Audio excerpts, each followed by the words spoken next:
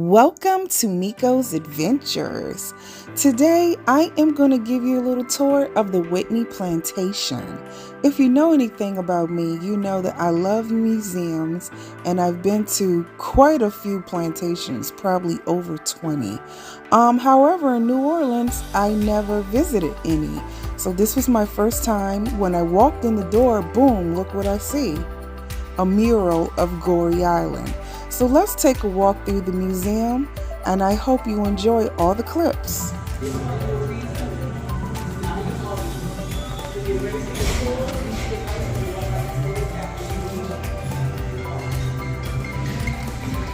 Okay, so I am at the plantation here in New Orleans. And as soon as I walked in, I saw an exhibit of, guess what? Goree Island.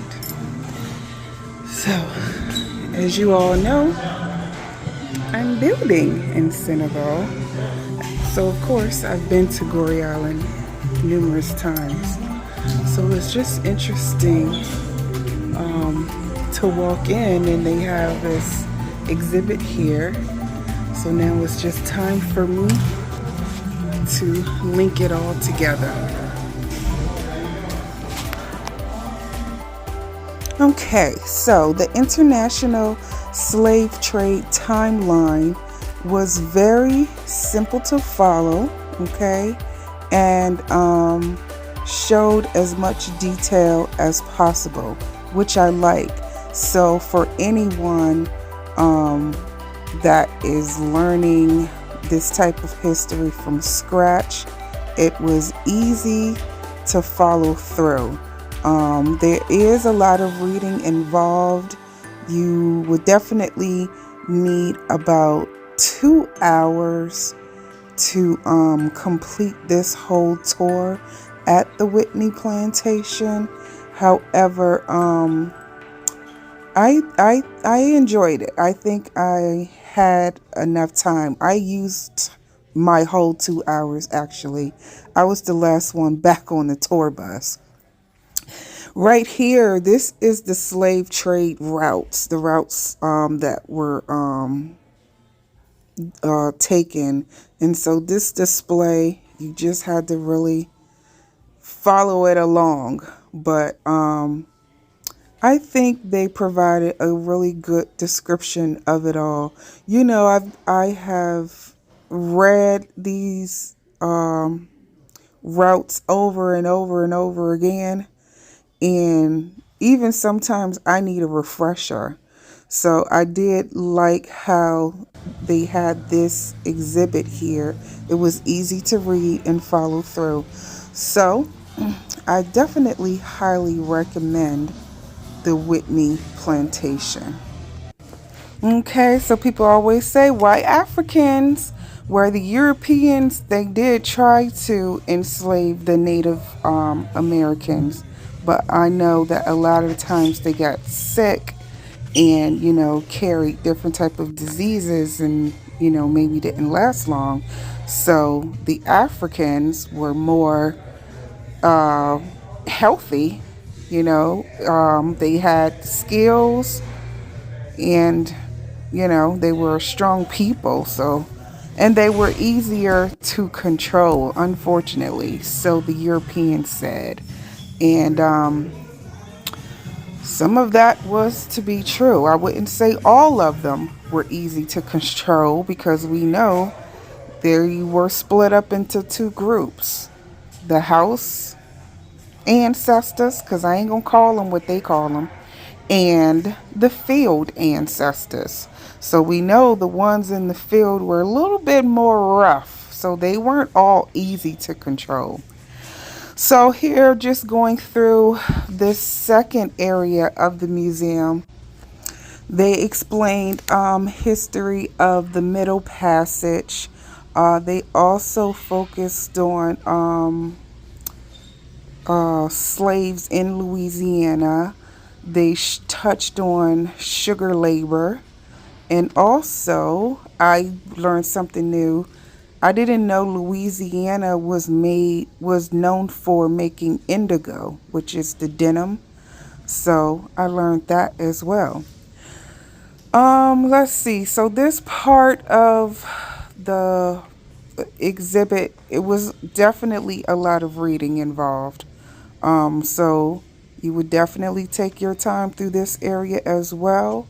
I always have to take video, and I also snap photos as well, so that I can go back and reread, because it is a lot of material bunched up in this area.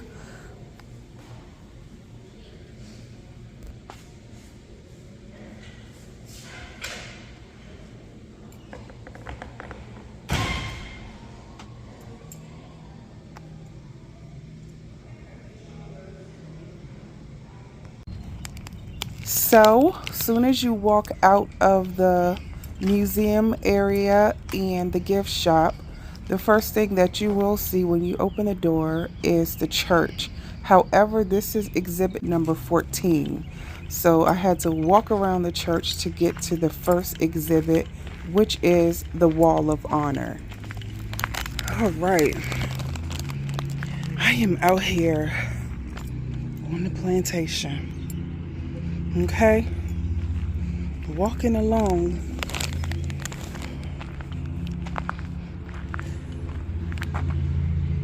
Ah, man. Right. Okay, so let's see what this here is all about.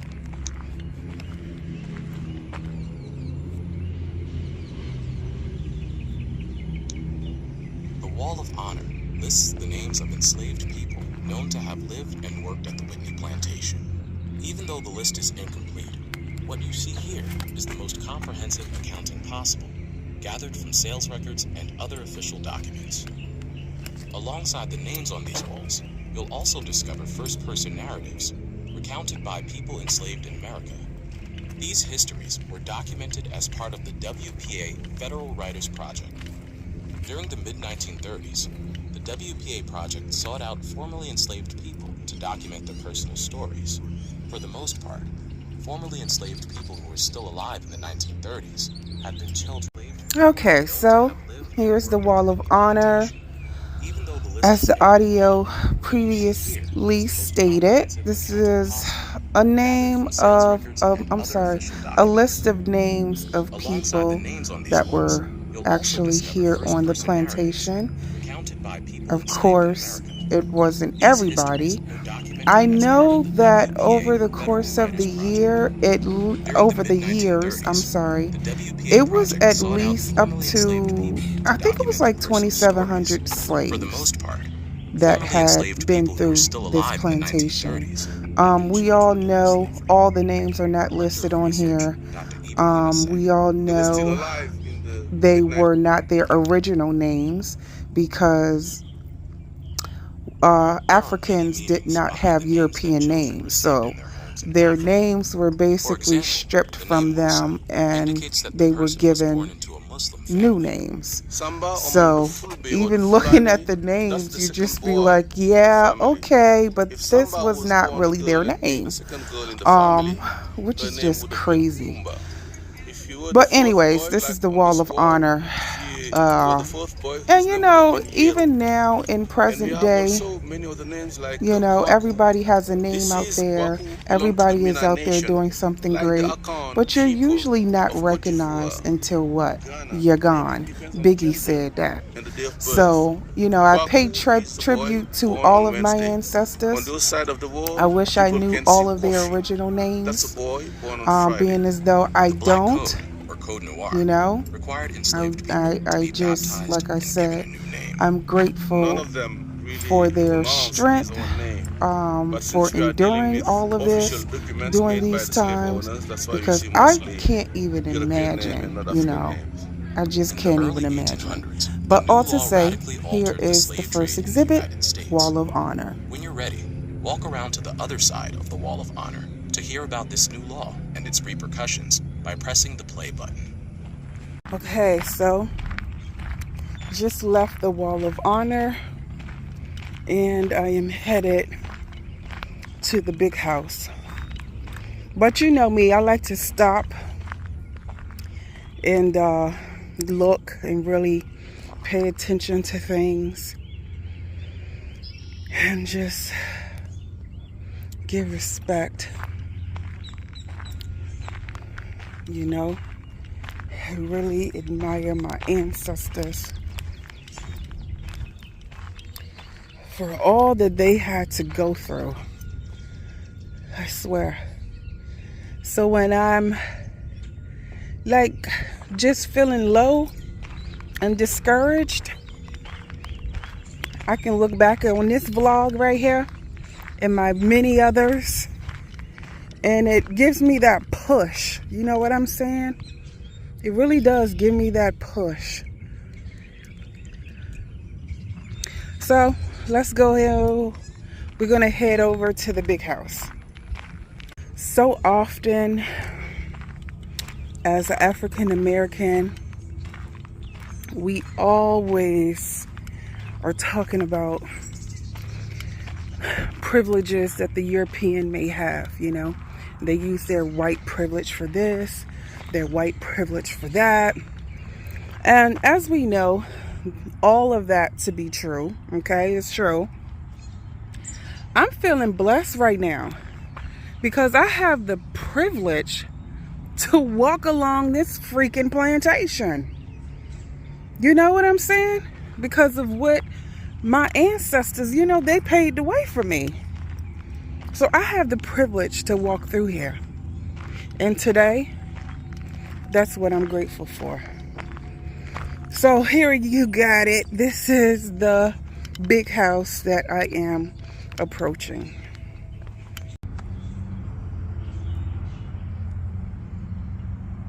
It's called the Big House, and it was home to the Heidel family between 1790 and 1867.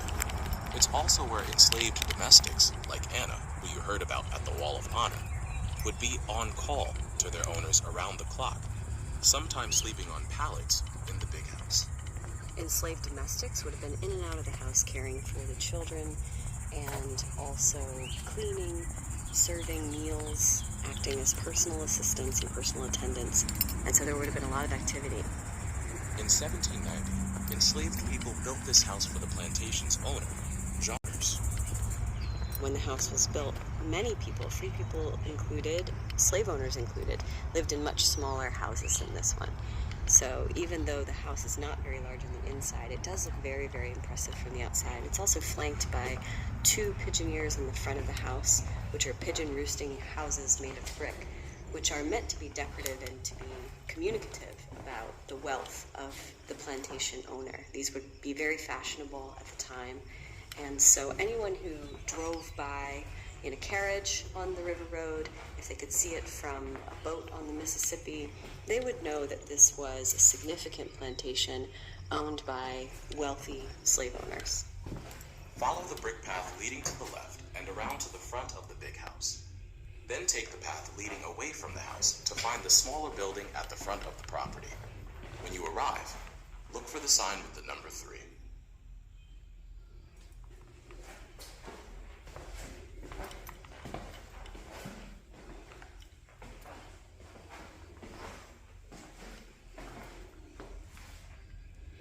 I guess that's a closet. So this is another bedroom. Oh, Lord. And you know what's crazy? They actually charge people to come on these tours. Like, they're still making money off of the insane crap they did. Yeah, that's really something.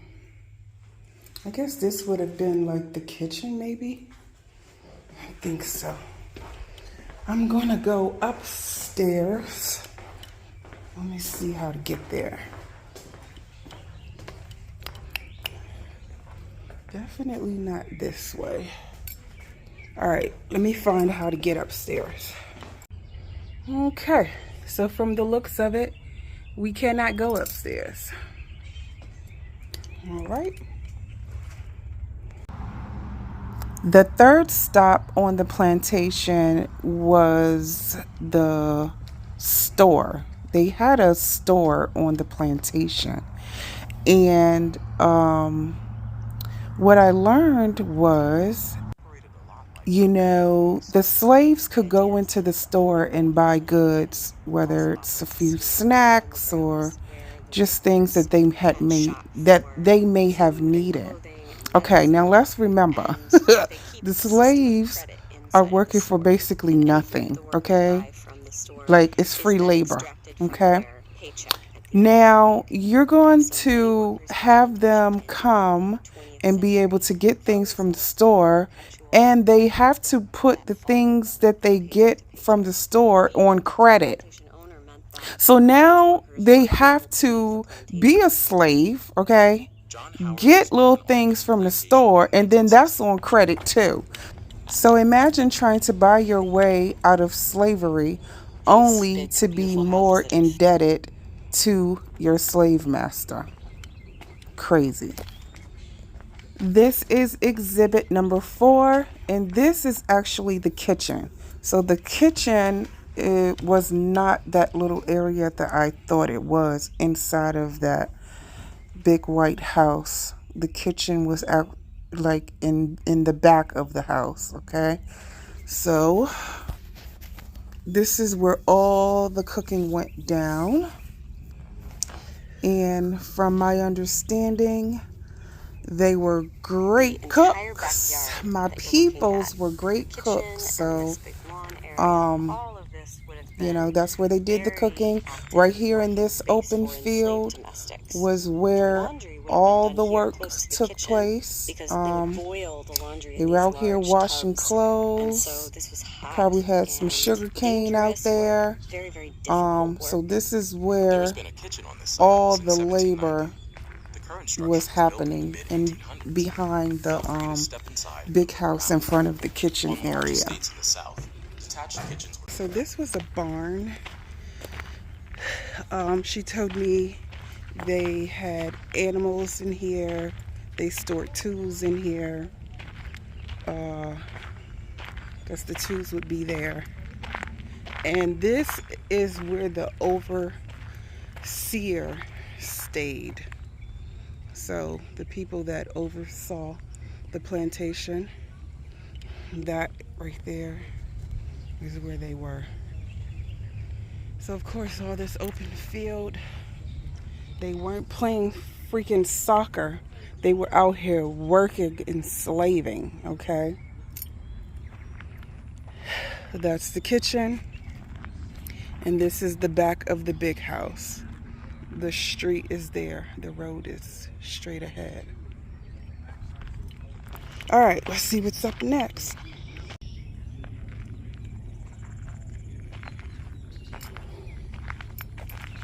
All right, so I just showed you guys. Oh, I thought I did. That's the overseer's house there. I'm a little ways from it now. So the overseer, of course, supervised, as I said previously, and made sure the master got his money. All right. So I'm sure this was all used for, I didn't ask her, but I think this is used for maybe storage now. Not sure if this was a original building on the plantation or not. I'm not really sure. So let me figure that out and I'll let you guys know. But yeah, this looks like maybe they had their horses here, right? Yep. They probably had their horses right there. And let's see what else is down here. Whew. It's a nice day out here today, but it's still hot. Okay, so this is the blacksmith shop here. All right, so this is where my ancestors did their work. Okay, but this building here was built in 2002. So, this is not original, but maybe it's the same grounds that they used prior.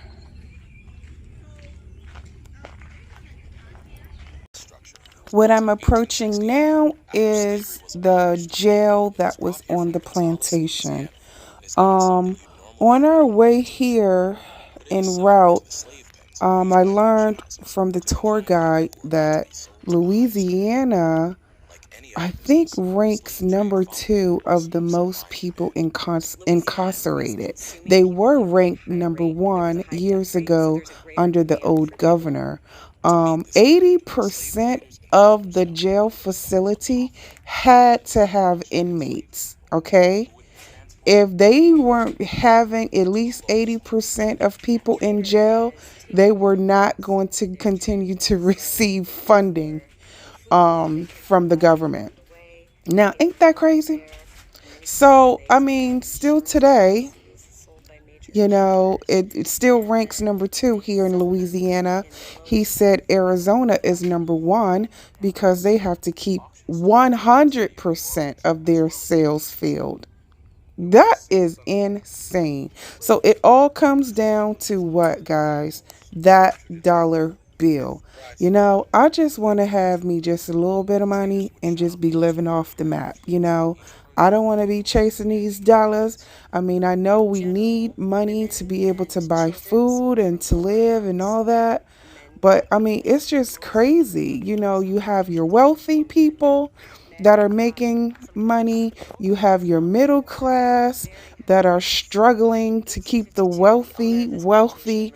And then if you are in that poor class, you know, you're still going to make them money because they're going to find a way to get you up in that jail cell or something. So no matter what you're doing in this world, you are looked upon as a dollar bill by any means necessary. And here in the United States, what do we have? If we don't have an inmate number, we got that social security number. So they gonna track you down regardless. Okay, so now I'm walking up at the slave quarters. There were some kids out here, some eighth graders on the tour. So I didn't want to get them in the video. So I will show you the outside of the house once they leave. But here is examples of the slave quarter. It could have probably been between 5, 6, maybe 7, 8 people staying up in these little rooms. Not sure if this was a original. I'm sure it is not. We don't know. Maybe it is. I don't know. But here's just a little example of what the slave quarter looks like. And this was pretty standard to the other ones that I have visited. Actually, I found this one to be a little bigger than other slave quarters that I have walked in, because some were very, very small. I believe the one that was it in Memphis? I think it was in Memphis. I can't even really remember, but I know it was very, very small. So this is outside here. This is where they process their sugar cane. Yeah, this was the building here where the sugar cane process was developed. Now, here's the outside of the slave quarter. The kids left, so this is the outside of the building. Sugar cane laborers worked 24/7. So, whether they had daylight or not, they worked 24/7. I guess they use candle lights to see at night. But sugar production was how the slave master made his money. So, and he was about that cash money. So, by any means necessary, there was work to be done. The most famous Maroon in Louisiana was Jean Saint-Malo, who escaped from a nearby plantation and went on to lead a colony of Maroons living in the swamps around St. Bernard Parish. In 1784, that colony was raided by a Spanish militia.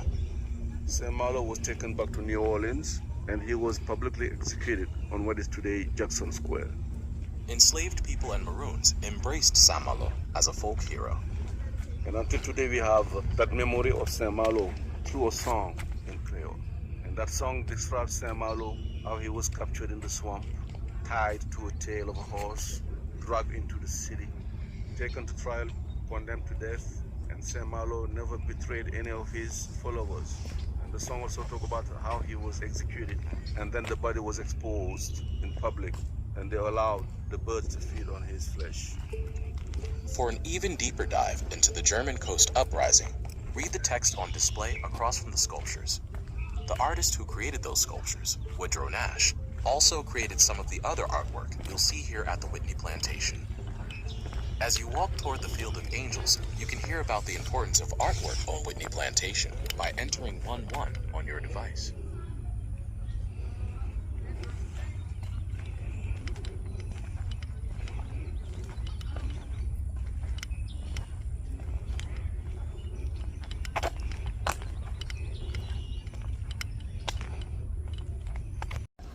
As you can see, I couldn't even talk about all of the beheaded slaves. So the next exhibit here is the, I think, Field of Angels or something. Louisiana. And then American historian they Whitney had Plantation a little spent 50 years memorial, compiling a which searchable was database that not Exhibit only included the names of 13. And lastly, the All right, church. so what I Let's always walk found in. interesting, at each slave plantation, at each slave castle, you always find a what? Church. Always.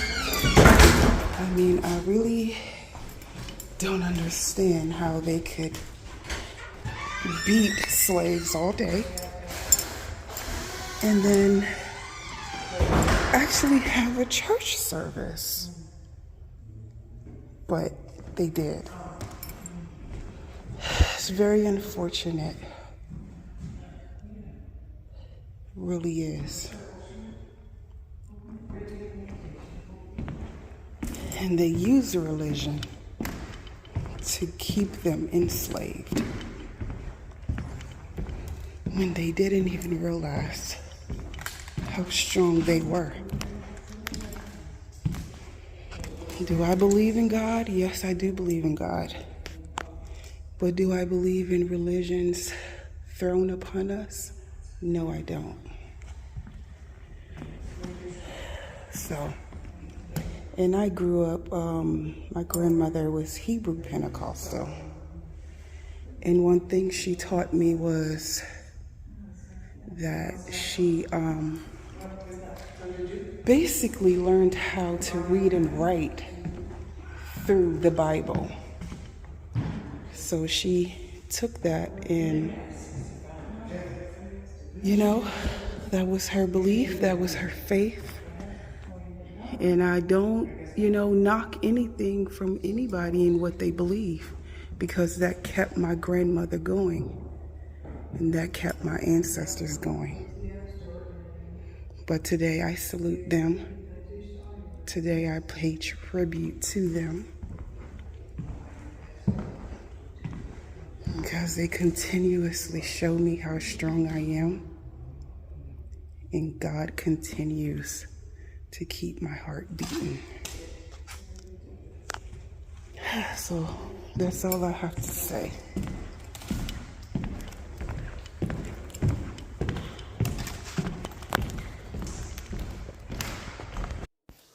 All to say, that was a good tour. I enjoyed the whole plantation tour. Now here at Whitney Plantation. It was several movies filmed here. Django Unchained and parts of 12 Years a Slave. As we drove along, I think it was River Road, there were other plantations there as well. The Evergreen Plantation was there, and I believe Django, parts of that film was filmed there. And if you guys ever heard of the show Queen Sugar is filmed along this road as well. We specifically went past one house where the character Aunt Viv, this was Aunt Viv's house in the show Queen Sugar. So there was a lot of sugar cane plantations along River Road. A lot of activity going on. I know this is a pretty lengthy vlog, but I did just want to share as much as I could with you all within a 30-minute time period, because like I said, it took me 2 full hours. I really took my time so that the information could sink in. One of my greatest surprises walking into the museum is seeing that exhibit of Gory Island. I was like, oh my gosh. So just seeing how it all connected, a lot of the Senecles, Gambians, a lot of Africans passed through this particular plantation. And I was just surprised to see that. So what I also found out was Mr. Seck, I don't know if he does research for the plantation, but he provides a lot of history, both for this specific plantation, and he also has a school in Dakar. I didn't get to meet him because he was in Senegal and he doesn't return until, I think she said, the end of May. But all to say, it was just a blessing because I could say, wow, I've been to Dakar. Like, I've been to Ghana. Like, I've been to a lot of slave castles, and to come back to the States and then go to these plantations, it's a blessing. All to say, it's a blessing that I'm actually able to really connect all of my history together and not depend on an education system here in America to teach me, because they never did. I had to go and learn about these things on my own.